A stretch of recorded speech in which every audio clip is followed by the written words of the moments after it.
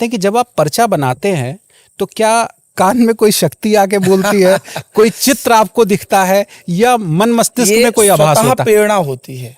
मैं जब पर्चा लिखता हूँ तो सामने वाले के मन में क्या चल रहा है हमें लगने लगता है जैसे कोई कुछ कह रहा हो। मेरी प्रेरणा जागृत होती है कि ये पूछेगा, वो मैं लिख लेता हूँ, पहले से लिख के रख लेता हूँ।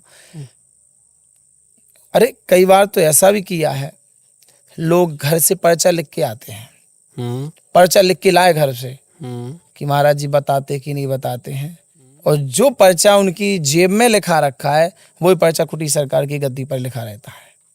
ऐसा भी होता है।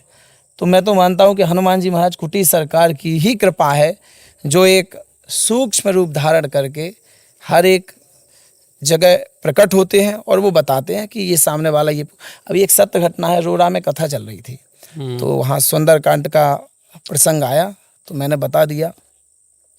पहले मैं बताया कथा में कि कभी भी पेड़ों को उखाड़ना नहीं, रक्षा करो, जंगल बचाओ। फिर जैसे ही सुंदरकांड का प्रसंग आया तो उसमें हनुमान जी ने पेड़ उखाड़े हैं, तो मैंने कथा में ये भी सुनाया। कोई सज्जन आके खड़े हुए, बोले महाराज जी आप कह रहे थे अभी कि पेड़ बचाओ, पेड़ों की रक्षा करो, और हनुमान जी ने तो पेड़ उखाड़ उखाड़ के फेंके हैं, कैसी कथा कर रहे हैं आप? हमने कहा यार ये तो बात सही है। मैं रुक गया। कुछ समय बाद हमें ऐसे लगा जैसे हनुमान जी ने या कोई शक्ति कान में से कह रही हो कि इन सब से कह दो कि जितने खट्टे पेड़ हैं हनुमान जी ने वो उखाड़ के फेंके हैं, जो मीठे पेड़ हैं, जिन पेड़ों के फल मीठे हैं उनको सुरक्षित रखा है। तो समाज में जो कुदुष्ट हैं, जो दुष्ट हैं, जो ऐसी प्रवृत्ति के लोग हैं, उनको उखाड़ के फेंकने का काम हनुमान जी का है।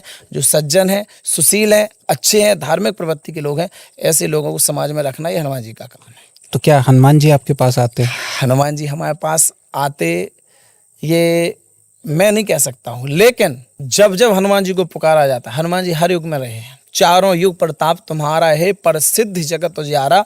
इस मृत्यु लोक में सिर्फ हनुमान जी ही ऐसे हैं जो हर जगह भक्त की रक्षा के लिए प्रकट हो जाते हैं। संकट ते हनुमान छुड़ावे, मन क्रम वचन ध्यान जो लावे, और देवता चित्त न धरई, हनुमत से ही सर्व सुख करई। सुंदर हनुमान चालीसा में पंक्ति आई है।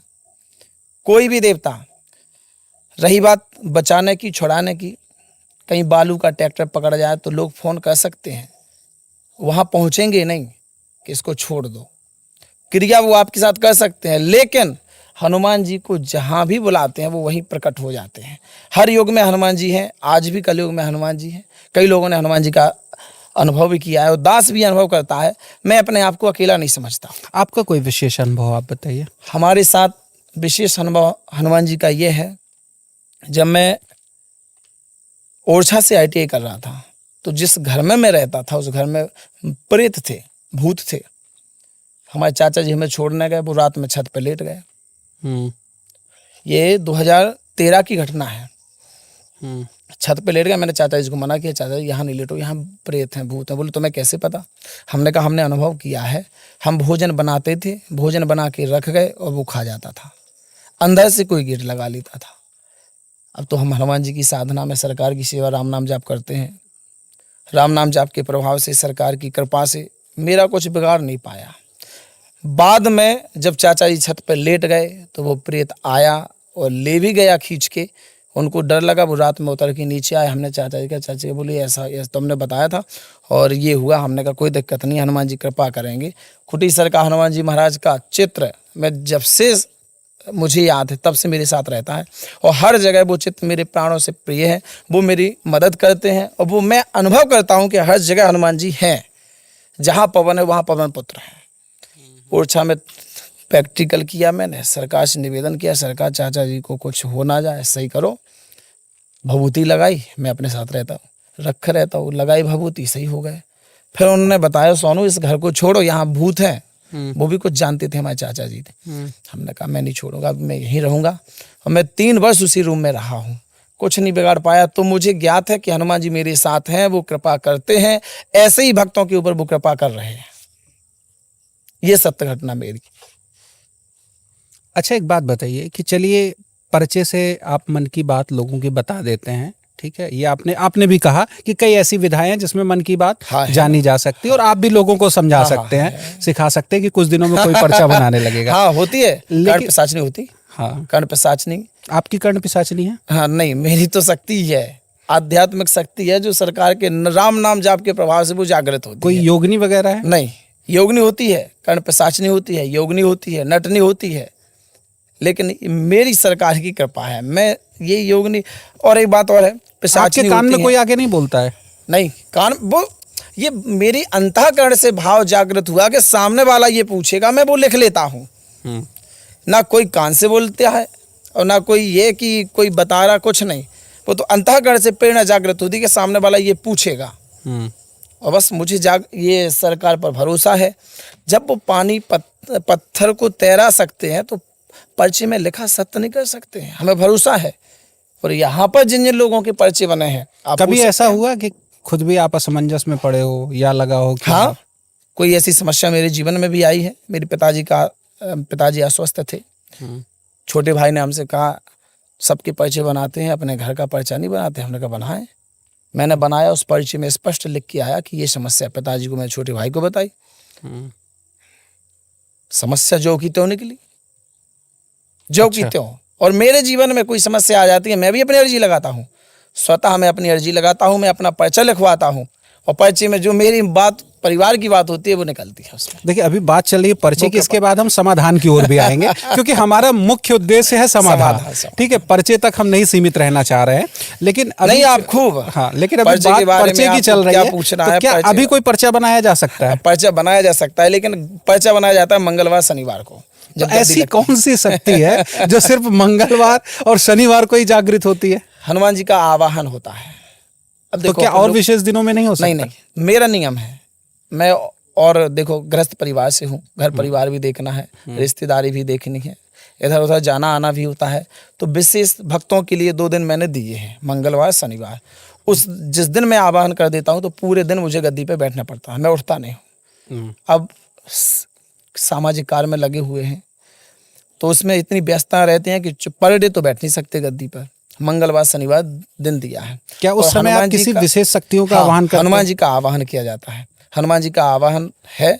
और उसी मंत्र को मैंने 1.25 करोड़ जाप किया है। पर डे में 7 से 8 हज़ार जाप करता हूँ, वो 2017 से मैं जाप कर रहा हूँ। आप उसको जोड़ सकते हैं। और वो तो ऐसा मंत्र है कि हनुमान जी को जहाँ बुलाओ वहाँ प्रकट हो जाते हैं। कारण बस वहाँ पर गंगा जल होना चाहिए, शुद्ध जगह होनी चाहिए, वहाँ का स्थान पवित्र होना चाहिए। अब ऐसा नहीं कोई कहे कि चलो महाराज जी होटल में आए हैं, यहीं पर्चा बना दो, तो होटल की तो आप जानती हो क्या स्थिति होती है। अभी तो हम कहीं गार्डन में चले जाएं, बोले महाराज जी पर्चा बना दो। अभी तो हम आप ही के प्रांगण में हैं, इससे शुद्ध स्थली कोई हो नहीं सकती, कुटी सरकार की ही जगह पर। बिल्कुल बिल्कुल।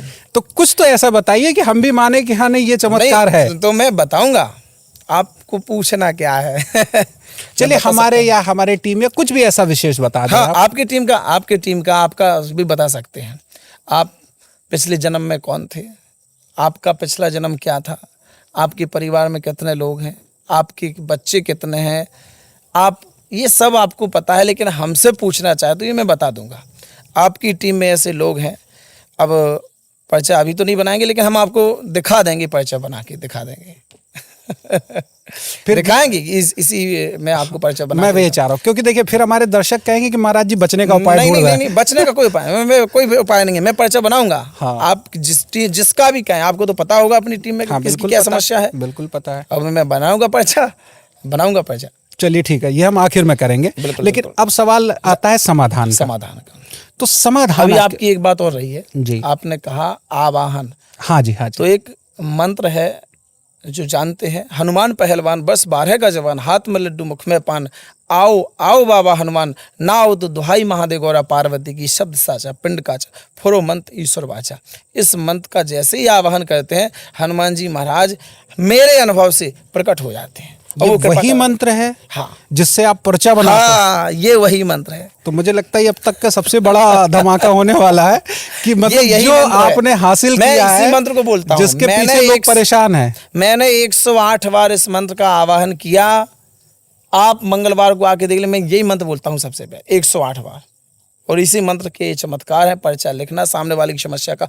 ऐसा नहीं पर्चा लिख बस दिया, पर्चा लिखते हैं तो उसका समाधान मिलता है। रही बात पेशियों की, मैं नहीं कहता हूँ किसी से पेशी करो, नहीं करो।